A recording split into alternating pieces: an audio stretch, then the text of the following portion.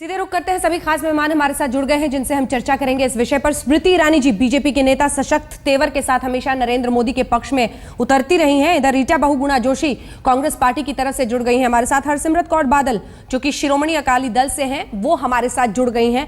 मनजीत सिंह जी के जो कि प्रेसिडेंट है दिल्ली सिख गुरुद्वारा मैनेजमेंट कमेटी के, वो कुछ देर में हमारे साथ जुड़ेंगे। लेकिन सबसे पहले स्मृति ईरानी जी आपका रुख करते हुए मेरा पहला सवाल आपसे यही, राहुल गांधी ने सीधे सीधे नरेंद्र मोदी को जिम्मेदार ठहराया है 2002 के गोधरा के बाद जो कुछ हुआ गुजरात में, उसके लिए माफी नहीं मांगना नरेंद्र मोदी का एक ऐसा मुद्दा है जिसको बार बार जिंदा रखती है कांग्रेस पार्टी और कहती है कि सब कुछ किया, तमाम बातें हैं, लेकिन माफी मांगने को क्यों तैयार नहीं है एक मुख्यमंत्री के ही रूप में। इस पर आपका जवाब। नरेंद्र भाई ने सार्वजनिक तौर पर कहा है कि अगर उनके खिलाफ एक भी सबूत मिलता है तो देश माफी से अपने आप को संतुष्ट ना करे, बल्कि चौराहे पर जो नेता पाया जाता है ऐसी घटनाओं में ऐसी घटनाओं को प्रेरित करने में लिप्त, ऐसे नेताओं को चौराहे पर फांसी देनी चाहिए। नरेंद्र भाई ने सतत 10 वर्षों में बार बार जुडिशियल स्क्रूटनी का सामना किया, सुप्रीम कोर्ट द्वारा बनाई गई SIT की इन्वेस्टिगेशंस का सामना किया और इस सारी जुडिशियल प्रक्रिया, न्यायिक प्रक्रिया से गुजरते हुए देश के न्यायालय ने नरेंद्र भाई को निर्दोष साबित किया है।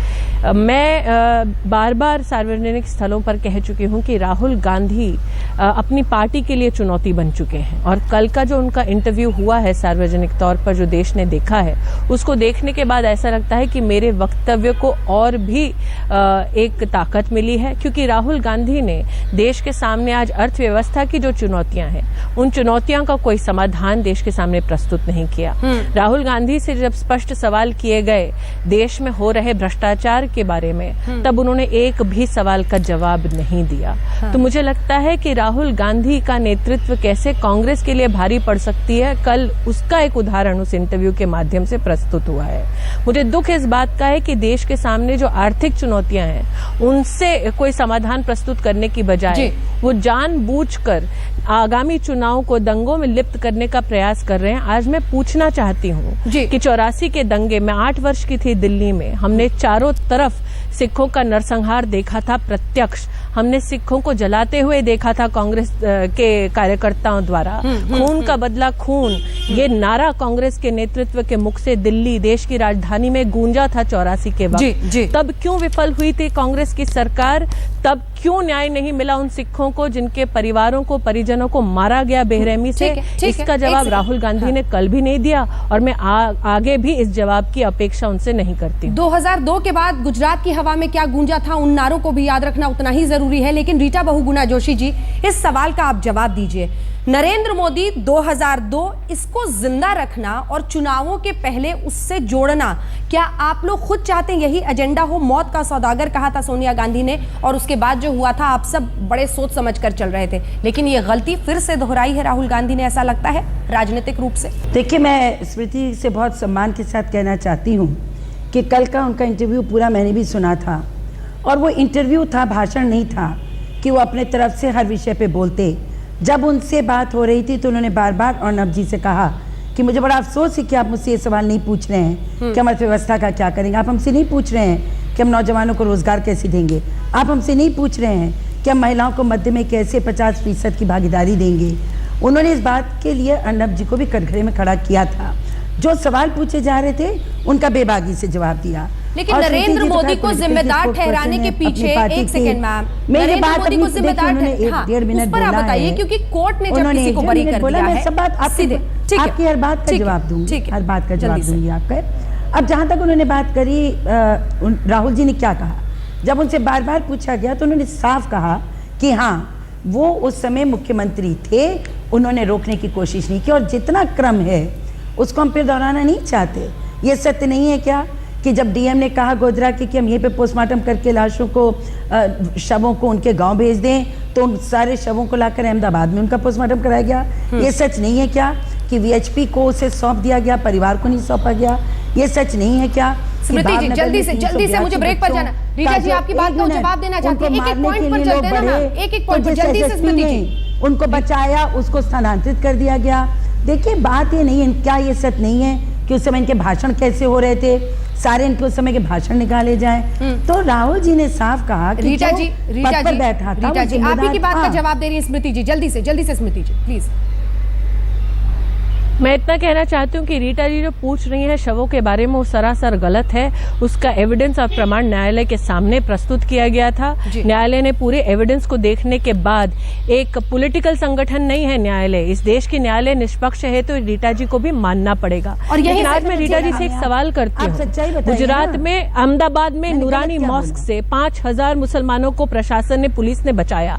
आप मुझे एक गुरुद्वारा बता दीजिए दिल्ली में जहां पर सिखों को प्रशासन ने बचाया। इस जवाब आपका देना सिखों के घर के सामने 100 लिखकर कांग्रेस के कार्यकर्ता और गुंडों के लिए आपने उन्हें चिन्हित किया ताकि उनके घरों में घुसकर सिखों का नरसंहार किया जाए। इस बात को आप नहीं झुटला सकते। ये सच है जो दिल्ली में आज भी माया कोडनानी को कन्विक्ट किया है इसी देश की अदालत ने। एक सेकंड बीजेपी विधायक थी, बीच में मंत्री भी बनी थी स्मृति ईरानी जी, माया कोडनानी जी को कन्विक्ट किया है इसी देश की अदालत ने। तो एक सवाल वहां पर भी खड़ा है। एक ब्रेक के लिए मजबूरन मुझे रुकना पड़ रहा है क्योंकि पता है मुझे आप इसका जवाब देना चाहेंगी, रीटा जी भी देना चाहेंगी। पर आपसे कहना चाहती हूँ, एक सेकंड, मुझे ब्रेक के लिए रुकना पड़ रहा है मजबूरन। फौरन लौट रहे हरसिमरत कौर जी, आपके पास भी आऊंगी। सच्चाई आज भी यही है कि 84 दंगों की अगर बात होती है तो 10% के करीब भी कन्विक्शन नहीं हुआ है जितने लोग मारे गए थे। अगर ऑफिशियल नंबर भी देखें तो 2733 लोग। लेकिन शिरोमणि अकाली दल पर यह आरोप है हरसिमरत कौर बादल जी कि आपने भी बस राजनीतिक रूप से 84 का इस्तेमाल किया है। ये आरोप कांग्रेस के सिवा और कौन लगा रहा है?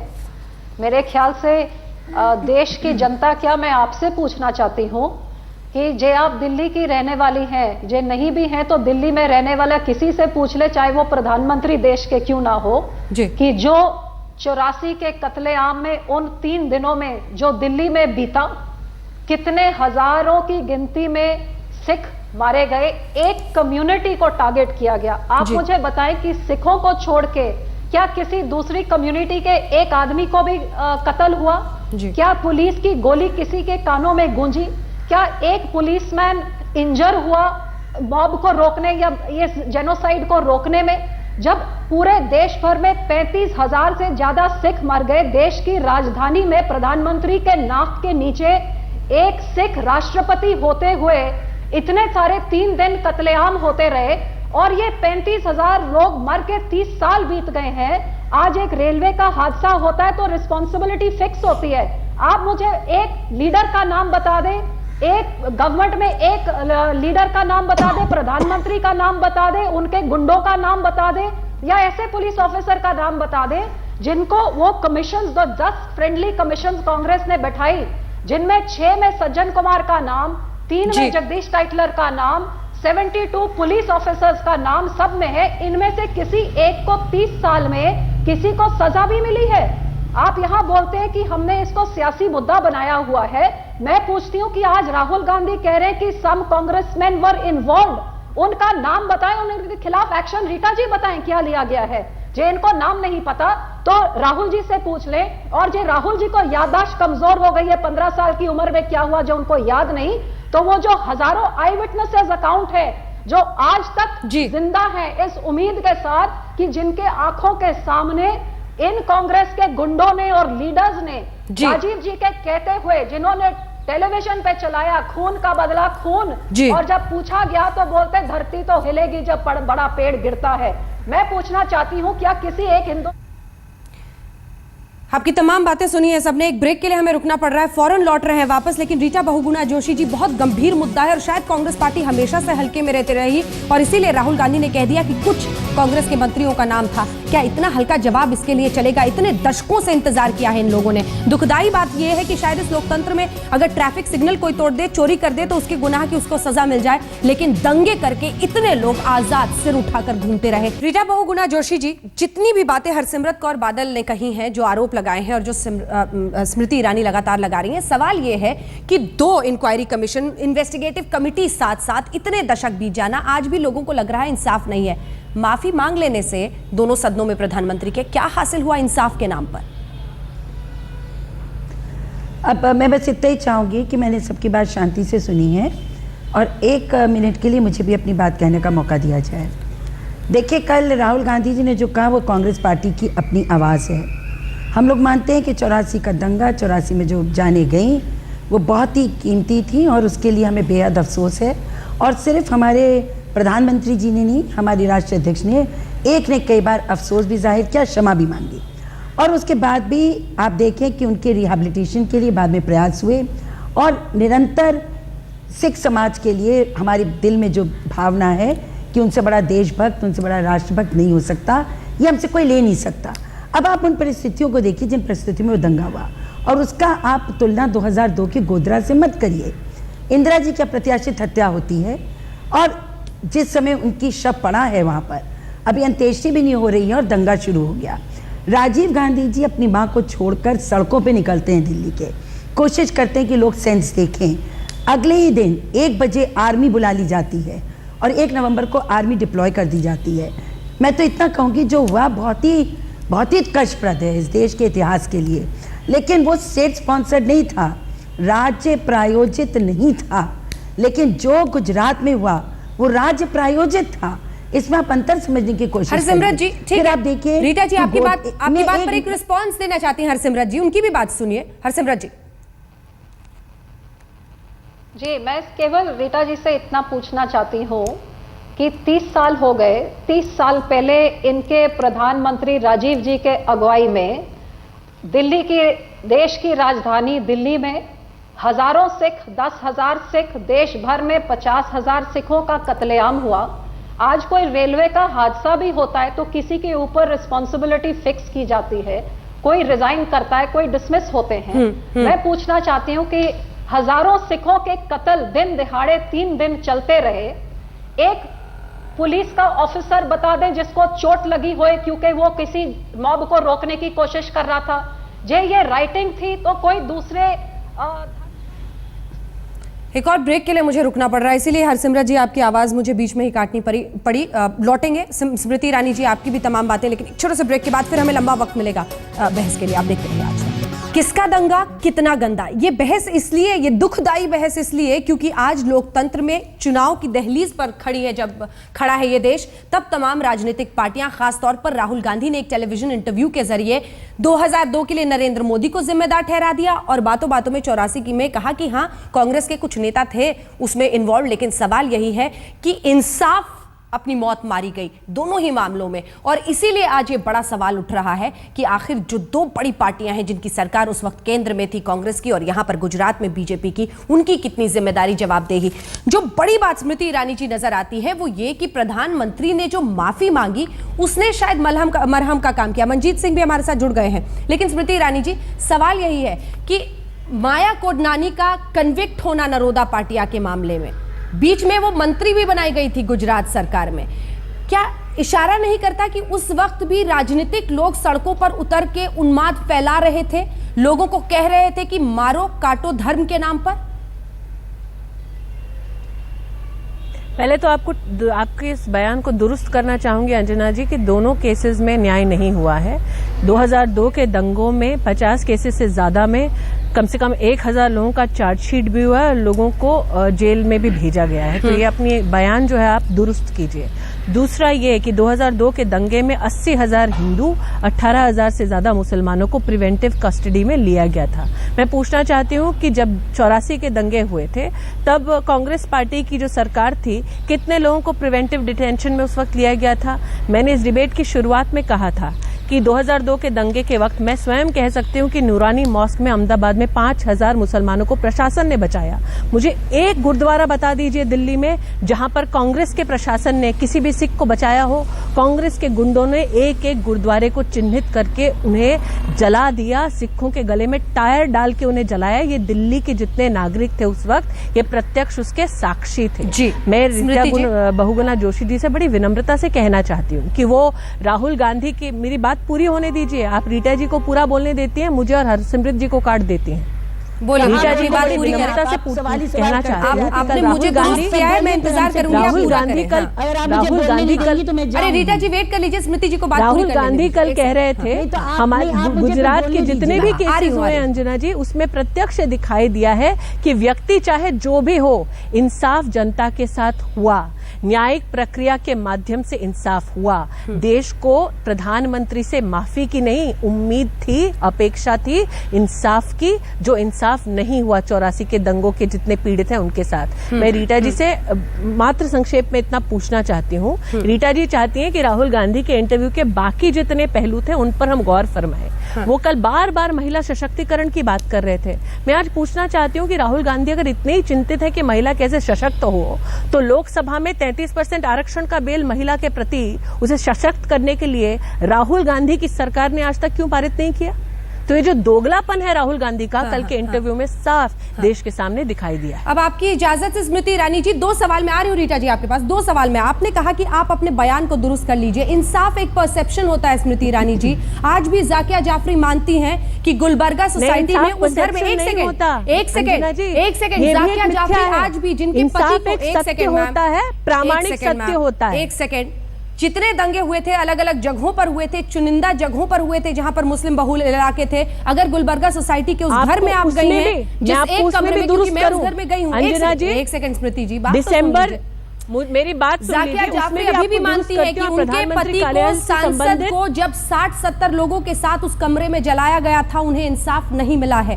तभी जाकिया जाफरी इतनी उम्र में भी आज कोर्ट के चक्कर मैं जाकिया जाफरी का एक इंटरव्यू आज तक पे जो चला है उसकी टेप आपको भिजवा दूंगी, जिसमें जाकिया जाफरी ने स्वयं कहा कि पुलिस वहां आई थी मदद के लिए। मैं आज तक की टेप आपको भेज दूंगी। तो फिर वो लड़ाई किस बात की लड़ रही है, ये भी बता दीजिए। इंसाफ और न्याय कोई इल्यूजन नहीं है, बात कर रही है तथ्य पर आधारित प्रामाणिक सत्य है जो गुजरात के विषय में हुआ और 84 दंगों में नहीं हुआ, पीड़ितों को इंसाफ नहीं मिला। ये भी एक सच है जिसे आप चाहे जितना भी कोशिश कर लें झुटला नहीं सकती। नहीं, मेरे सवाल का जवाब लेकिन आपने फिर भी नहीं दिया। रीटा जी के पास जाने से पहले मैं आपसे पूछूंगी, क्या माया कोडनानी का कन्विक्ट होना, जवाब दिया है, क्या माया कोडनानी का कन्विक्ट होना ये नहीं बताता है कि एक बीजेपी की विधायक अगर सड़कों पर इस तरह से उन्माद फैला रही थी, तो यह गवाही देता है कि गुजरात की सड़कों पर भी जिस तरह के नारे राजनीतिक पार्टियों के विधायक लगा रहे थे वो शर्मसार करने वाला है और एक मुख्यमंत्री उस पर अपना अफसोस, अपनी माफी मांग सकता है।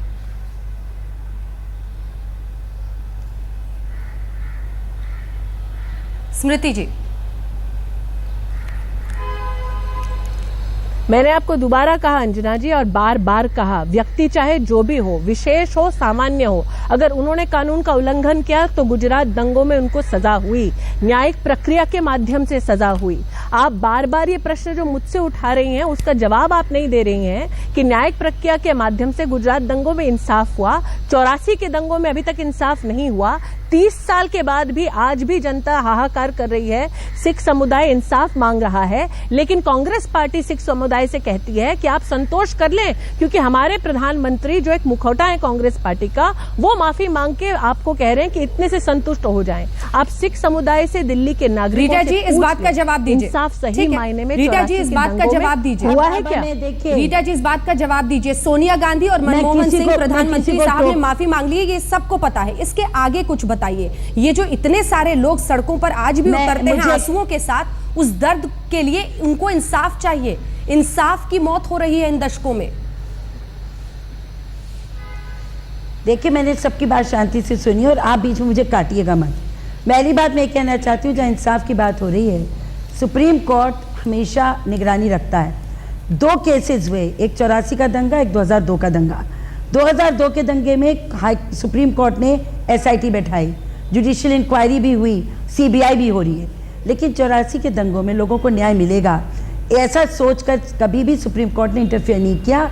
वहाँ की जो जुडिशियल इंक्वायरी थी, जो इन्वेस्टिगेशंस हो रहे थे, उनको चलने दिया। और जहाँ तक सज़ा की बात है, एक एक्स MLA, एक एक्स कॉरपोरेटर के साथ साथ 400 लोगों को एक कहीं किसी स्तर पर सज़ा हो चुकी है। जहाँ तक आपने बात कही, दोनों की तुलना आप मत करिए। आप खुद सोचिए कि 2002 का दंगा और 1984 के दंगे में कितना अंतर है।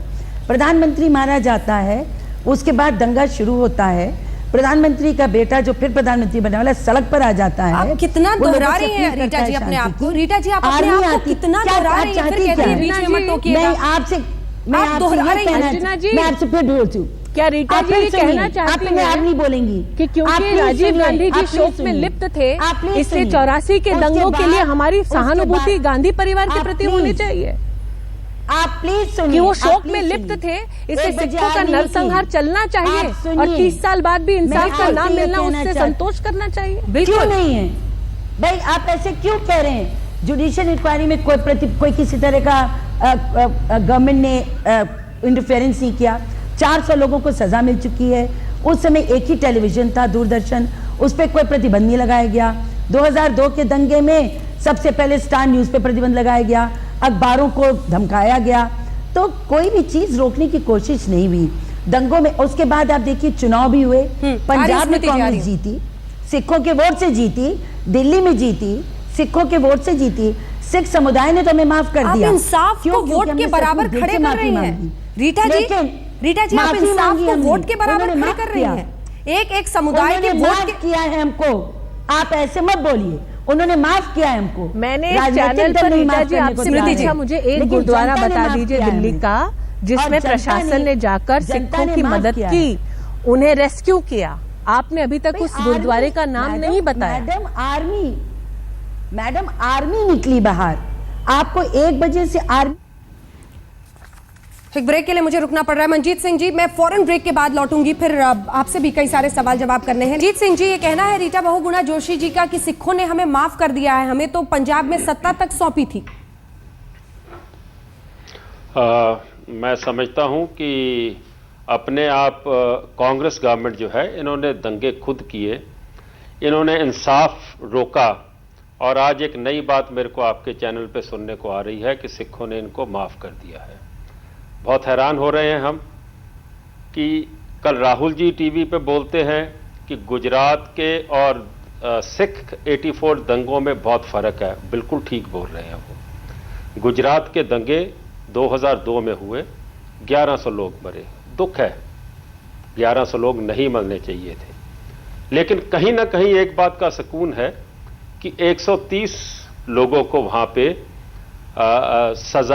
उनको सजा दी गई उम्र कैद की, और वहां पे 10 लोगों को सजाए मौत सुनाई गई।